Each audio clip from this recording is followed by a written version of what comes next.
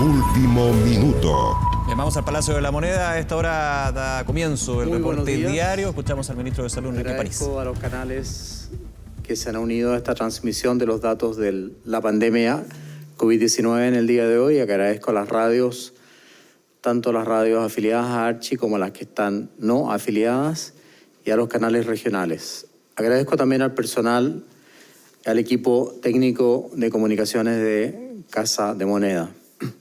Nuestra primera prioridad como gobierno es proteger la salud de las personas y la calidad de vida de las personas. Llevamos 24 días de mejoría.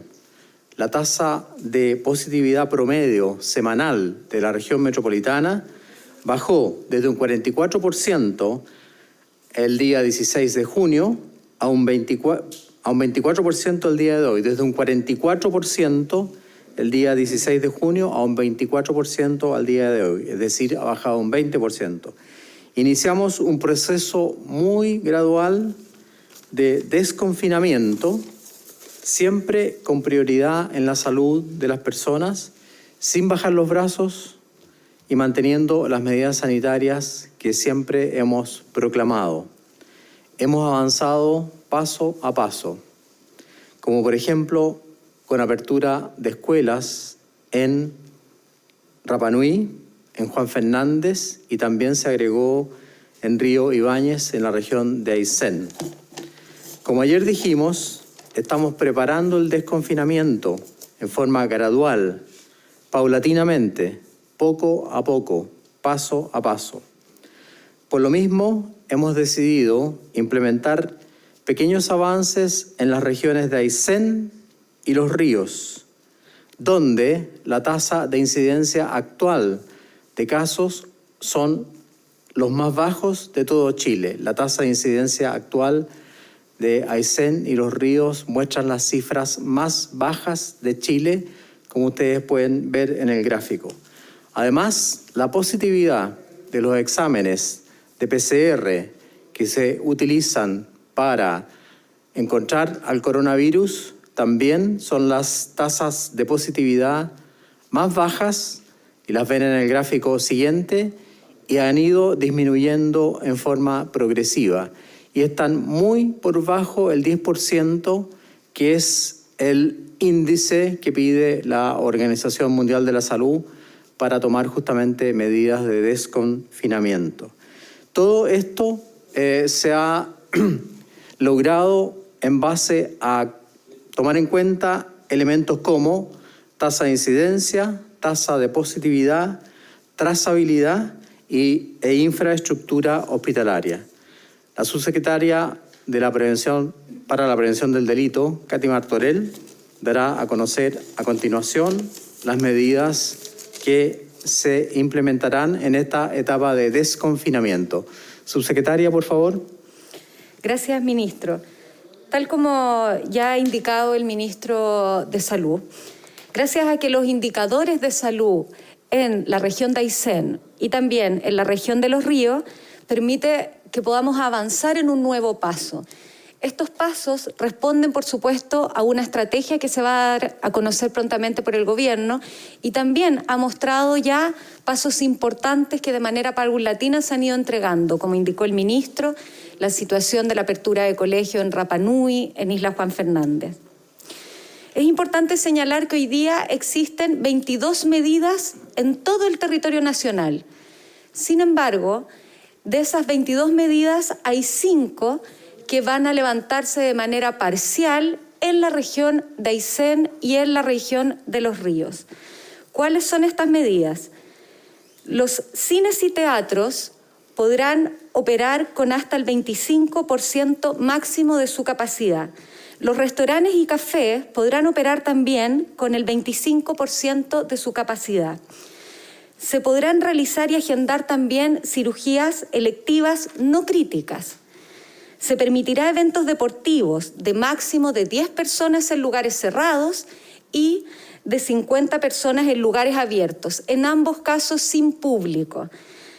Y algo que es muy importante, ha existido un confinamiento a nivel nacional de los adultos mayores durante mucho tiempo sobre 75 años. en estas regiones van a poder salir una vez al día. Para proteger estas medidas, además se va a establecer un cordón sanitario en cada una de estas regiones. El objetivo de este cordón es cuidar la salud de las personas que están adentro y, por supuesto, contar con toda la colaboración que sea necesaria para que se mantenga este plan y resulte de la manera que estamos esperando que sea. Quisiera señalar también que estas 5 medidas que se levantan en la región de Aysén y en la región de Araucanía, cada una va a tener un protocolo de salud asociado. Para que este plan resulte, requerimos de la confianza. Voy a dar un ejemplo. Si existe una verdulería y voy a ir a comprar a una verdulería, necesito tener la tranquilidad de que en ese lugar se han adoptado todas las medidas de salud. Y yo, si soy la dueña o la persona que atiende en la verdulería, necesito saber que quien viene va a cumplir con las medidas de salubridad, esto es, distanciamiento social, su mascarilla. Para que estos avances que han sido paulatinos, como ha señalado el ministro, resulten, requiere de la colaboración y la organización de todos. Sabemos que, además, el territorio es muy importante y una medida que se aplica en el norte no siempre va a ser una medida que sirve para el sur. Lo mismo ocurre con las distintas comunas. Y es por eso que hoy día, dado los índices de salud que ha señalado el ministro, es posible avanzar en este plan de desconfinamiento en estas 2 regiones, insisto, y ya se dará a conocer el plan nacional para este mismo propósito. Quisiera recordar que existen 22 medidas vigentes a nivel nacional en todo el territorio. Voy a dar ejemplos para que las recordemos.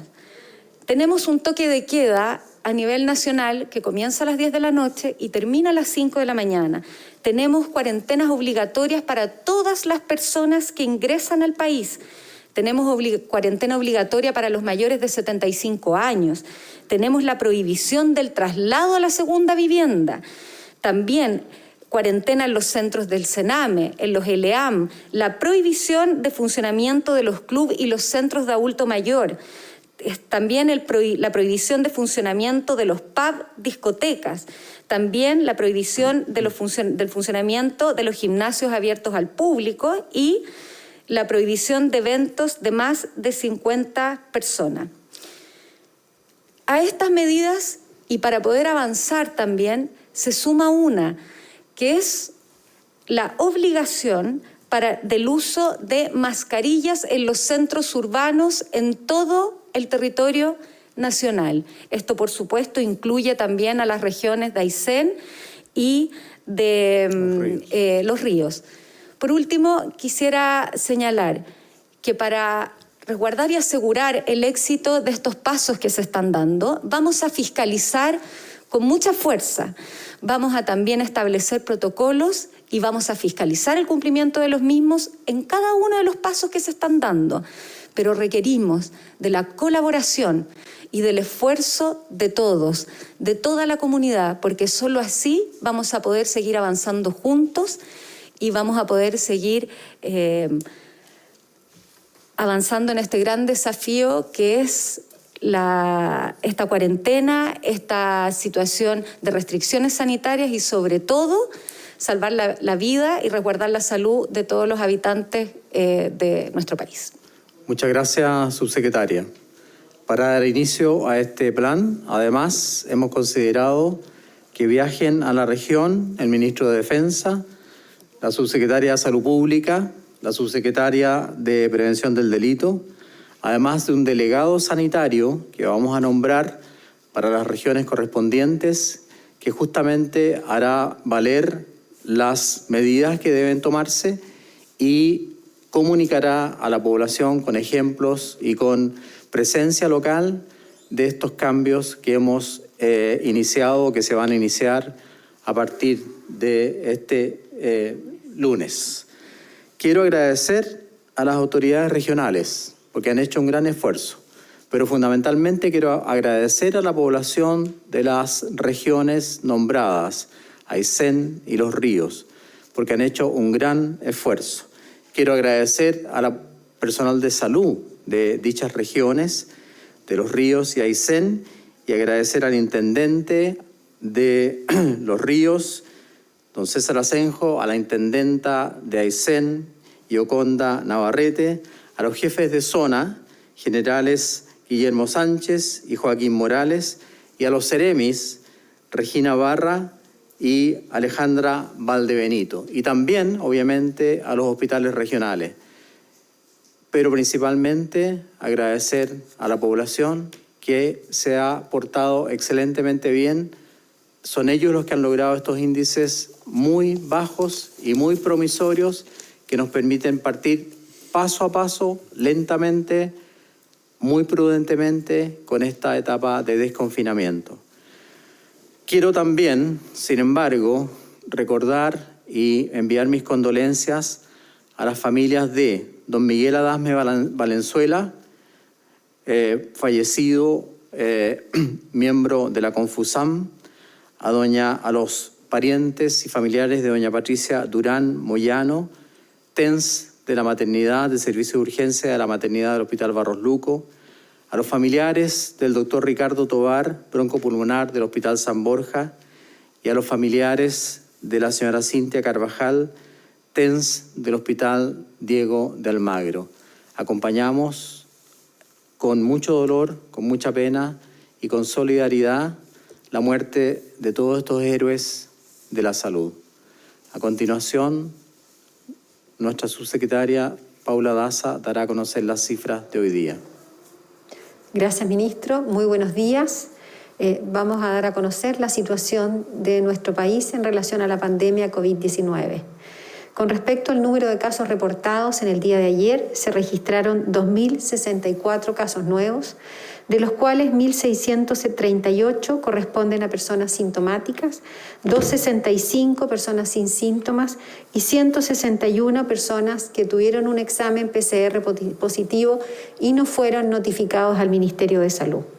La cifra total de personas diagnosticadas hasta el momento corresponde a 303.083 personas, de las cuales 271.703 se han recuperado. Queremos lamentar el fallecimiento de 139 personas asociadas al COVID-19 que han sido inscritas en el registro civil en las últimas 24 horas, lo que asciende a un total de 6.573 personas fallecidas asociadas al COVID-19. En relación a las personas que se encuentran hospitalizadas en una unidad de cuidados intensivos, tenemos 2.053, de las cuales 375 se encuentran en estado crítico. Y en relación a la red de la red integrada de salud, disponemos de 364 ventiladores para poder redistribuir y distribuir a lo largo de todo el país. En cuanto a la red de laboratorios, tenemos más de 22.000 exámenes, una capacidad de más de 100 laboratorios. Se han informado en el día de ayer 10.464 exámenes, lo que da un total a la fecha de 1.220.790 exámenes a nivel del país.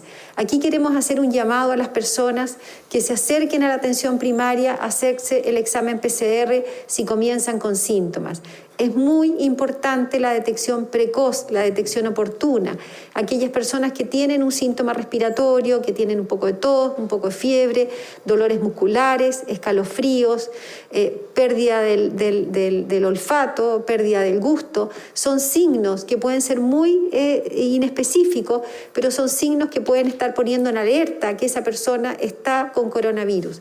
Y es fundamental para la contención de esta pandemia, para disminuir el contagio a sus seres queridos, para disminuir los brotes en sus comunas, en sus ciudades y poder seguir avanzando en las aperturas, poder contener el brote del coronavirus. Y finalmente, en relación a las residencias sanitarias, que es uno de los pilares fundamentales también de esta estrategia, que es el lugar donde las personas que no pueden realizar un aislamiento en sus casas porque no cuentan con las condiciones, ir a una residencia sanitaria. Hoy día disponemos de más de 9.963 cupos con 149 recintos a lo largo de todo nuestro país. Y voy a dar una vez más el número de teléfono donde las personas pueden informarse, que es el 800-726-666, 800-726-666.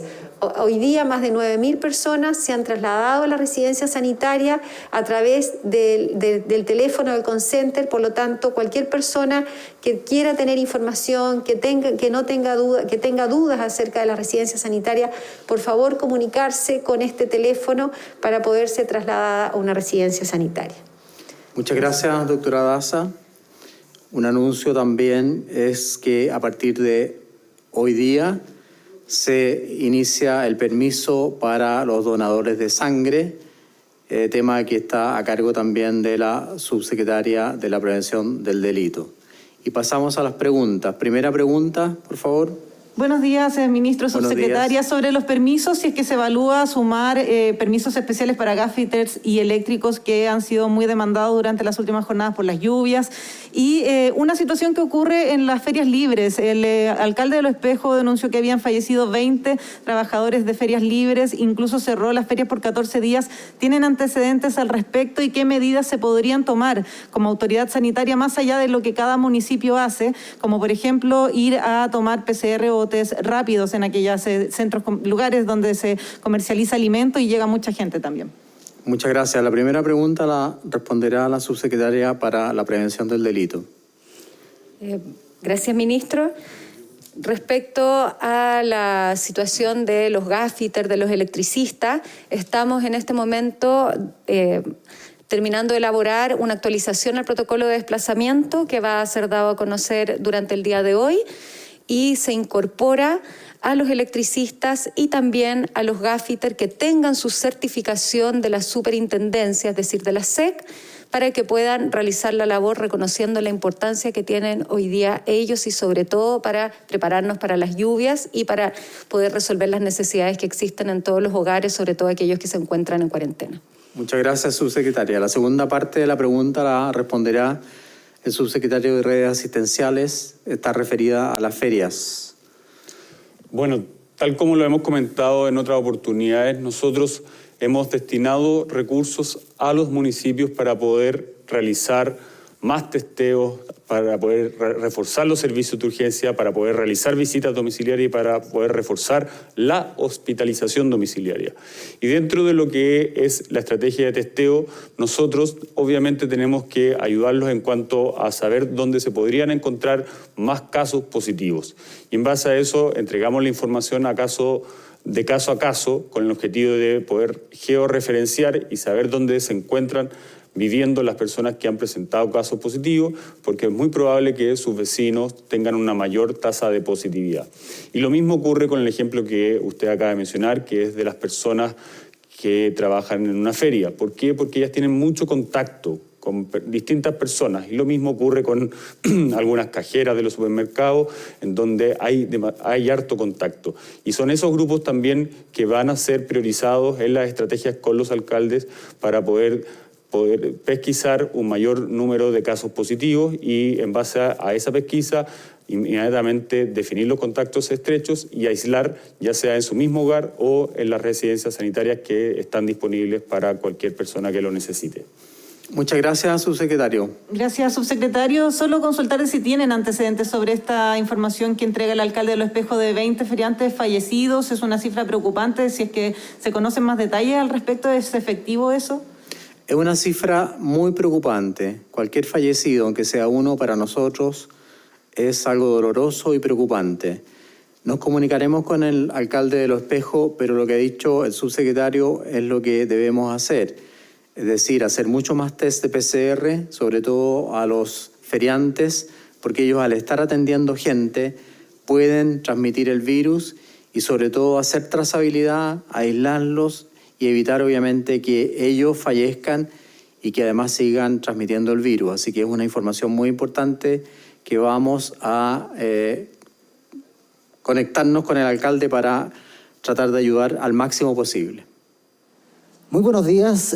Para la subsecretaria Paula Daza. Subsecretaria, usted 8 días atrás anunció la puesta en marcha de una plataforma para robustecer la trazabilidad. Iba a estar lista el viernes, partiría el sábado, pero eso no pasó y se dejó finalmente para mañana. Entonces, primero saber si efectivamente va a estar lista mañana esa plataforma en alianza con Amazon. Y segundo, cuando usted hizo ese anuncio, habló de que tenemos un 80% de trazabilidad. Sin embargo, por ejemplo, el Colegio Médico dice que esto no es efectivo. Incluso acusan un uso mañoso de esa cifra cuando, por ejemplo, no se habla de los tiempos para trazar. ¿Tenemos ese porcentaje? ¿Cuánto se demora hoy el sistema en detectar un caso y sus contactos estrechos, subsecretaria? Muchas gracias por la pregunta. Doctora Daza, por favor. Bueno, con respecto a la primera pregunta, la plataforma ya está en todo el periodo de prueba.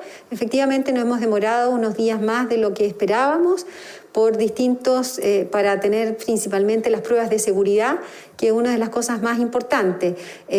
Iba a estar lista durante estos 2 días y la verdad que todavía no tenemos una respuesta oficial, pero sí esperemos que tener la plataforma en el corto plazo. Con respecto a la segunda pregunta, efectivamente nosotros hemos ido fortaleciendo de una manera muy importante la trazabilidad. Nosotros tenemos la información. Yo primero que nada quiero agradecer las propuestas que ha hecho el Colegio Médico a través de la mesa social con respecto al trabajo de testeo, trazabilidad y aislamiento.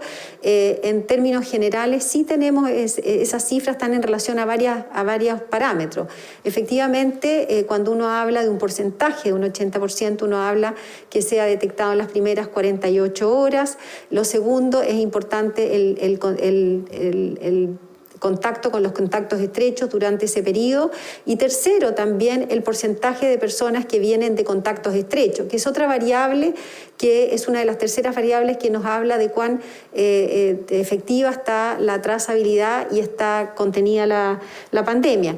Afortunadamente, hoy día tenemos buenos parámetros en las distintas regiones, incluso hay regiones que nosotros tenemos sobre un 90% del seguimiento de trazabilidad. Le podemos hacer llegar al Colegio Médico, nos hemos juntado con ellos. Yo sé que el equipo mío de epidemiología se ha juntado en varias oportunidades con expertos del Colegio Médico para conocer esta cifra. Esto es parte fundamental de la estrategia que estamos haciendo, que es testear. Y aquí la estrategia es salir a testear porque las personas no están yendo y hemos hablado que estamos saliendo a testear a distintos lugares. Estuvimos ayer en la comuna de San Miguel, el día anterior estuvimos en la comuna de Lampa, también la Seremi de Salud ha estado en el terminal pesquero y por lo tanto eso para ir a encontrar a esas personas. La segunda es la parte de la trazabilidad y ahí el trabajo que están haciendo los Seremi junto a la atención primaria. Aquí el rol de la atención primaria es vital y hoy día, a pesar que aún no tenemos la plataforma, ya se está haciendo un trabajo coordinado con ellos. La plataforma va a permitir que esto sea más oportuno. Efectivamente, tener una plataforma en línea permite tener la información mucho más en forma oportuna, pero ya se está trabajando de parte de los Ceremis con las distintas municipalidades para poder trabajar de una manera mucho más rápida. Subsecretaria, entonces usted ratifica ese 80% de trazabilidad y en un plazo usted habla de 48 horas. En general, efectivamente, nosotros tenemos ese porcentaje de los casos de los contactos estrechos, aún mantener un 20% en forma oportuna es un porcentaje que nosotros comenzamos, que en algunas comunas todavía nos parece que tenemos que tratar de llegar a un 90% porque es lo que uno aspira para poder tener trazado al mayor número de personas. Muchas gracias, subsecretaria Daza. Siguiente pregunta. Sí, buenos días. Buenos días. ¿Qué va a pasar con este tema del desconfinamiento si es que llega a haber un nuevo brote en estos sectores donde se va a empezar a trabajar? ¿Qué parámetros va a haber en ese sentido? El Colegio Médico ya ha establecido también una idea respecto a este plan de desconfinamiento, de retroceder en estas medidas. ¿Y cómo está mirando también en otras regiones como la metropolitana? El plan de desconfinamiento que acabamos de anunciar es solo para 2 regiones del país, región de Los Ríos y región de Aysén, y está basado en cifras que yo mostré en gráficos. Mostré 2 parámetros, pero son parámetros que tienen que ver con incidencia positividad, trazabilidad e infraestructura hospitalaria. Por lo tanto, si desgraciadamente alguno de esos parámetros se negativiza, es decir, aumenta la positividad o aumenta la cantidad de PCR positivo, aumenta la incidencia de casos, o ni Dios quiera, tenemos problemas en el hospital, obviamente que tendremos que tomar medidas en reversa. Pero me llama la atención que se hable de que el plan, como que se quiere decir que el plan ha fracasado si todavía no lo hemos iniciado, lo estamos anunciando. Y el plan justamente permite dar ciertas libertades a las personas, aumentar la posibilidad de salir para los adultos mayores, abrir cines y teatros hasta en un 25% de su capacidad, abrir los restaurantes y cafés hasta en un 25% de su capacidad. Las cirugías electivas, muy importante, van a poder volver a hacer cirugías electivas. La actividad deportiva controlada, obviamente, también, muy importante. Y, obviamente, mantener los cordones sanitarios. Si hay una vuelta o si las cifras de positividad, por ejemplo, o de contagiosidad se alteran, obviamente que estamos llanos y prestos a tomar las medidas en contrario, tal como se ha hecho en muchos países. Esto ha ocurrido en Inglaterra, en Alemania, en Australia, en Japón, en Corea, en Uruguay. Estamos atentos y estaremos atentos a cualquier cambio epidemiológico que nos obligue a tomar medidas en retroactividad. Sin embargo, nosotros confiamos, ¿sabes en quién? En la población, porque ellos han hecho bien su tarea. Los habitantes de Los Ríos y de Aysén han entendido y ellos son los que tienen que recibir nuestro agradecimiento y nuestra felicitación. Siguiente pregunta. Buenas tardes, ministro, subsecretarias, subsecretario. A principios de junio, el gobierno anunció que se había cumplido la meta de contar con más de 10.000 cupos para residencias sanitarias. Pero según un reportaje de CIPER publicado ayer, la presión para lograr este objetivo llevó a contabilizar hoteles que jamás se integraron a la red. En los informes oficiales del MinSal, dice este reportaje, se ven aumentos y caídas bastante sorprendentes en términos de los cupos disponibles. Por ejemplo, la región de O'Higgins tenía apenas 100 cupos al 3 de junio y en solo 48 horas alcanzó casi 2.000, pero 13 días después volvió a caer a 180 cupos. Situación similar sucedió en Valparaíso, Los Ríos, Magallanes y la Araucanía. Entonces, ¿por qué se contabilizaron hoteles y residencias que estaban todavía en negociaciones o que eran considerados para respaldo si en realidad no estaban disponibles y nunca se integraron a la red? Muchas gracias por la pregunta. Va a contestar el subsecretario Zúñiga. Bueno, primero recalcar cuál es el objetivo final de las residencias sanitarias. Las residencias sanitarias son una estrategia para poder otorgarle un elemento de justicia sanitaria a todos los habitantes de nuestro país, independiente de las condiciones de su vivienda, independiente de las condiciones de hacinamiento, independiente de las condiciones de salud de quienes viven en esa casa. Una residencia sanitaria le permite a todos los habitantes de nuestro país a poder cumplir con una cuarentena de forma efectiva. Nosotros, durante los primeros semanas de esta pandemia, hicimos un levantamiento bastante rápido de la cantidad de residencias que necesitábamos. Y en esa situación se llegaron a acuerdos preliminares con hoteles, en este caso, como usted menciona, de la región de O'Higgins y de la región de Valparaíso, que eran bastante grandes, influían mucho en los números y por eso se ve una disminución y una caída abrupta una vez que esos contratos, esos hoteles, no se pudieron llevar a cabo. Quiero recalcar, aquí no hubo ningún perjuicio para ningún residente de alguna residencia sanitaria, dado que en todo momento hemos tenido una holgura en cuanto a los cupos que están disponibles para poder ofrecer residencias sanitarias a las distintas regiones de nuestro país, que ese es el principal objetivo. Por lo tanto, si bien nosotros hemos visto algunas caídas, y esto se va a ver diariamente, que entran o salen residencias de los contratos, lo que tenemos que estar claro es, primero, que se entrega la información diariamente con total transparencia. Y lo segundo, que tengamos cupos disponibles para cada uno de los ciudadanos que lo requieran debido a los ya mencionados, es decir, sus condiciones de vivienda, sus condiciones de hacinamiento y las condiciones de salud de quienes viven en ese hogar. Muchas gracias, subsecretario. Quinta pregunta. Subsecretario, antes, disculpe, ministro, es que hay preocupación por el buen uso de los recursos fiscales y han surgido también algunas dudas en el último tiempo, sobre todo de los hospitales modulares, de estos 5 que se adquirieron hace algunos meses por casi 15 millones de dólares. ¿Y dónde van a ser finalmente instalados estos hospitales, los que faltan? Porque algunos ya se han instalado. En ese sentido, ¿cuál es la estrategia, subsecretario, y qué se tiene planificado para estos hospitales modulares que todavía falta por instalar? Bueno, tal como lo hemos mencionado en otra oportunidad, nosotros teníamos distintas estrategias para aumentar nuestra capacidad hospitalaria.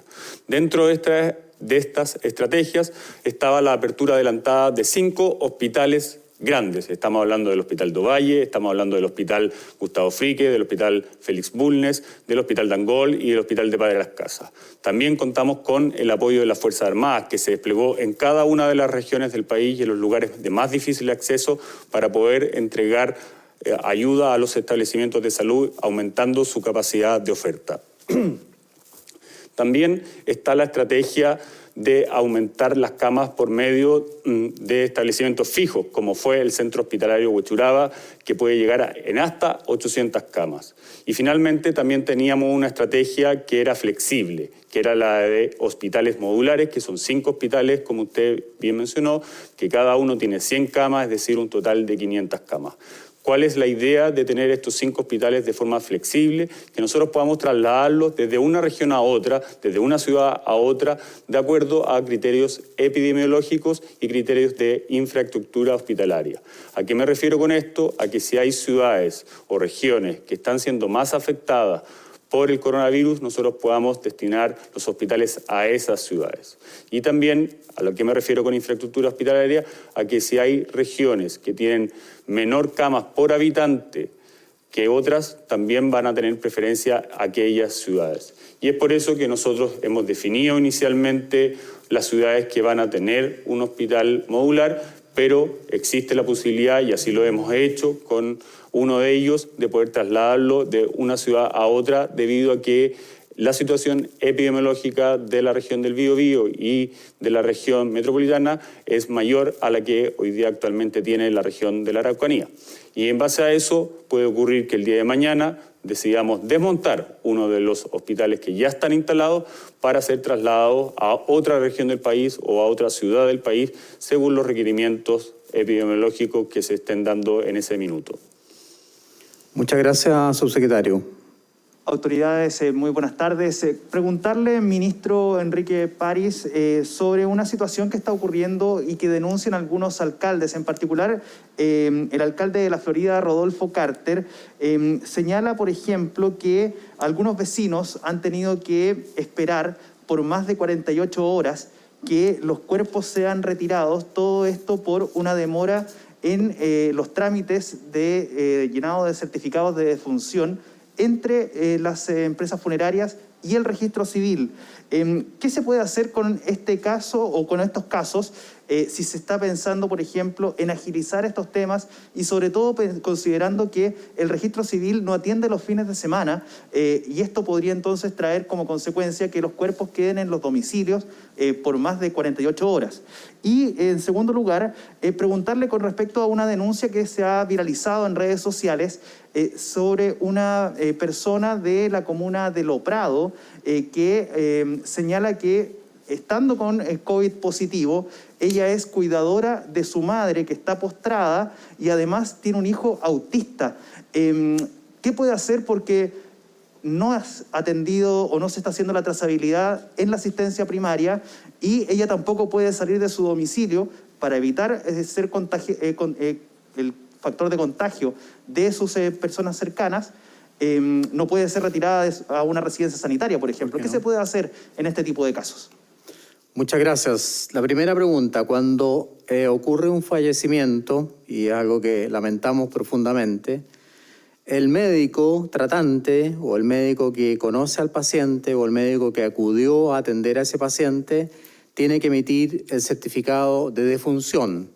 Y eso, obviamente, en el caso del territorio, como dicen los alcaldes, corresponde a la atención primaria, o si el paciente tenía un médico tratante, un médico de cabecera, es el médico tratante el que tiene que emitir el certificado de defunción.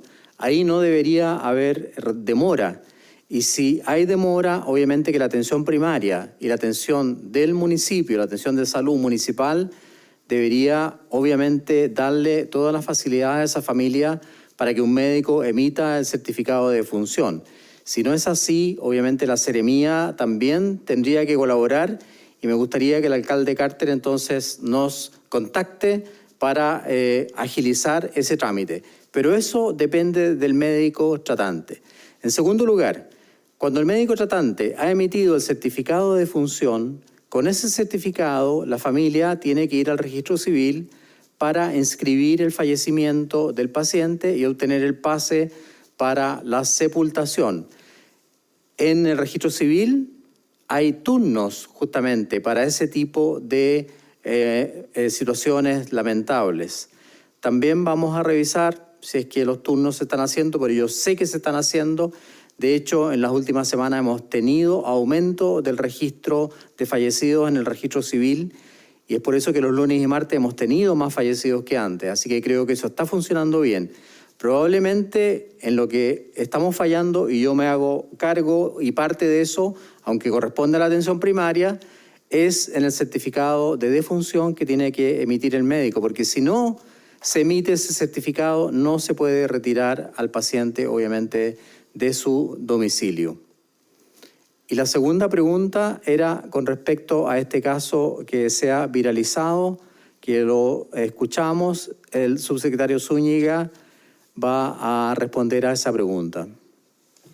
Bueno, nosotros comenzamos un trabajo con los alcaldes, con la atención primaria de salud, hace ya bastantes meses atrás. Recuerdo haberme reunido con la alcaldesa de San Bernardo, Nora Cuevas, con el alcalde de Estación Central, Rodrigo Delgado, el alcalde de Puente Alto, don Germán Codina, el alcalde Felipe Del Pin, cuando empezamos a diseñar nuestros programas de atención primaria que iban en ayuda de esta pandemia de coronavirus. Y en esas reuniones estipulamos que hay 3 tipos de programas que hoy día ya están en plena ejecución. El primero de estos programas es el programa de hospitalización domiciliaria. ¿Por qué? Porque íbamos a tener un número de pacientes que, si bien no tenían una gravedad suficiente para ser hospitalizados en un recinto, en un hospital, sí necesitaban de un apoyo de oxígeno y de una visita constante de un equipo de salud que estuviese en la atención primaria.